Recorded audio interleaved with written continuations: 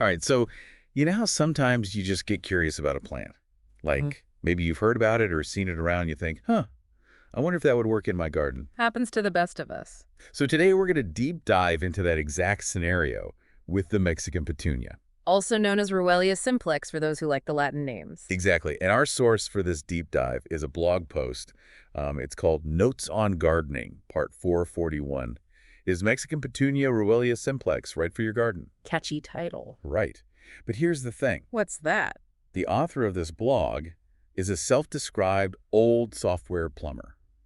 So not your typical gardening expert. Okay, that's interesting. So what's a software engineer doing writing about gardening? Well, that's what we're going to find out. Yeah. Right off the bat, the author talks about using Mexican Petunia as a hedge.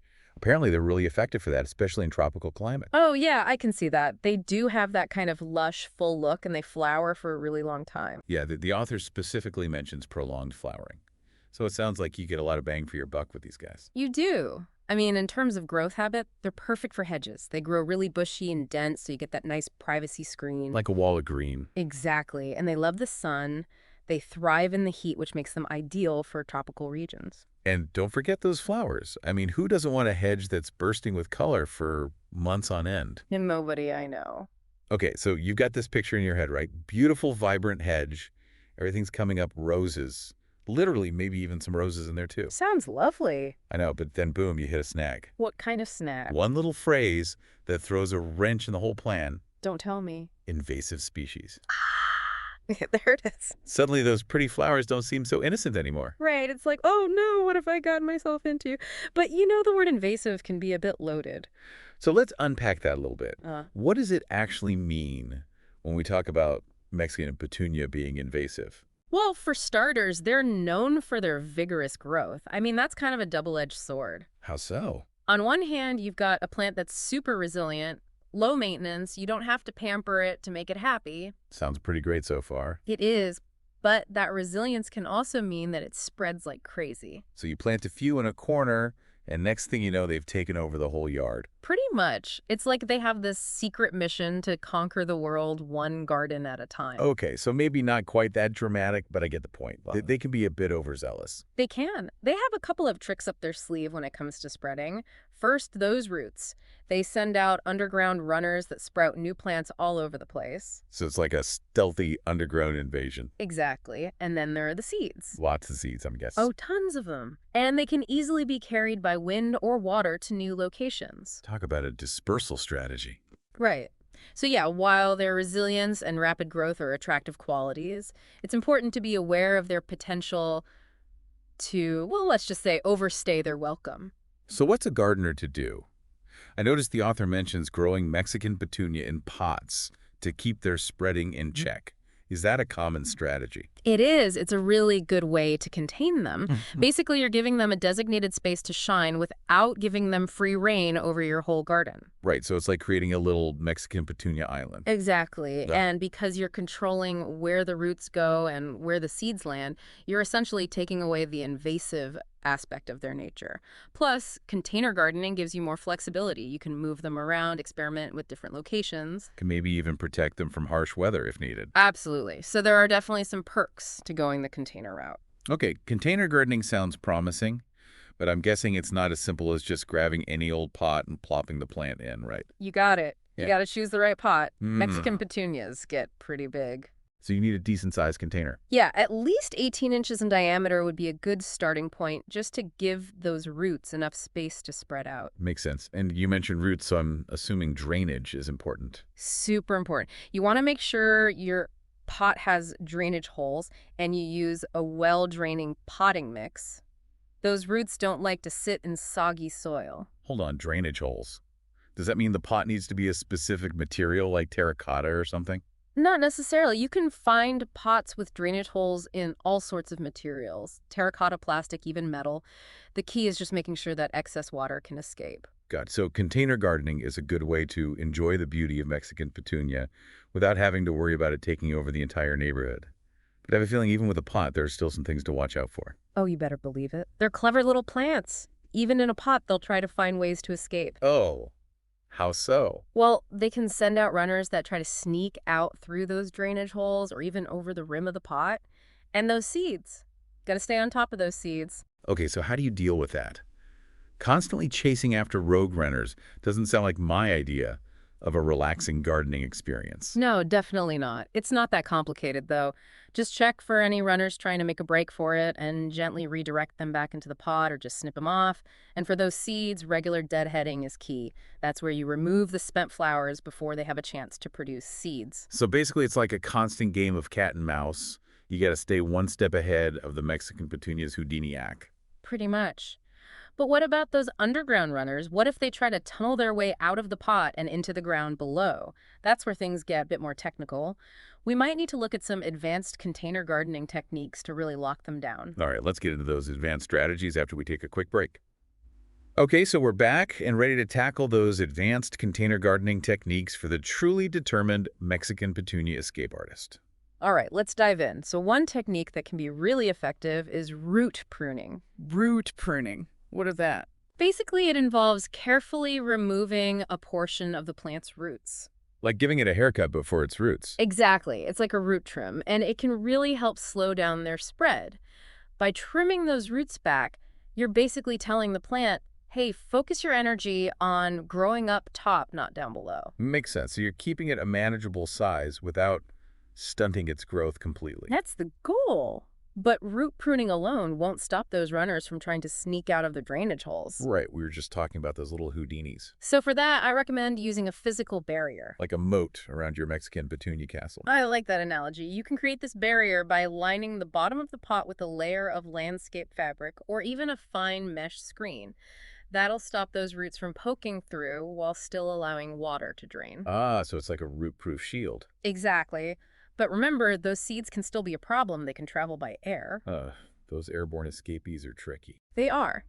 Deadheading is still your best defense against those.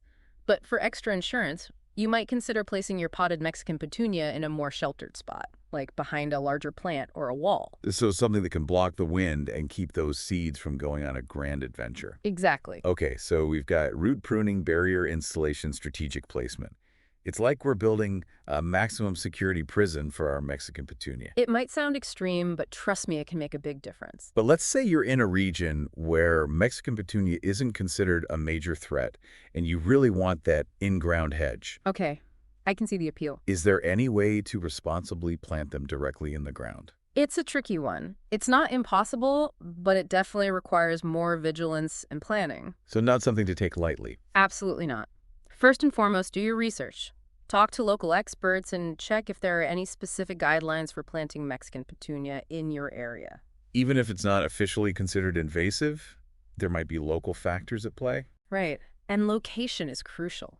Choose a spot that's naturally contained, like bordered by a pathway or a fence, something that can act as a natural barrier. So minimizing the risk of escape is key. Exactly. And you'll need to be extra diligent with maintenance. Regularly inspect for runners and keep those flowers deadheaded. So it's like a constant dance. You got to stay one step ahead. It does. And honestly, even with the best intentions, there's always a risk. That's why a lot of gardeners recommend sticking with containers or looking for native alternatives that offer a similar look without the potential headaches. Speaking of native alternatives, I'm curious to hear more about those options. I think our listeners would love to know what else they could plant that would give them that same vibrant beauty without the risk of a garden takeover. Great idea. There's some amazing native plants out there that can really hold their own against the Mexican petunia. So let's talk about those after a quick word from our sponsor.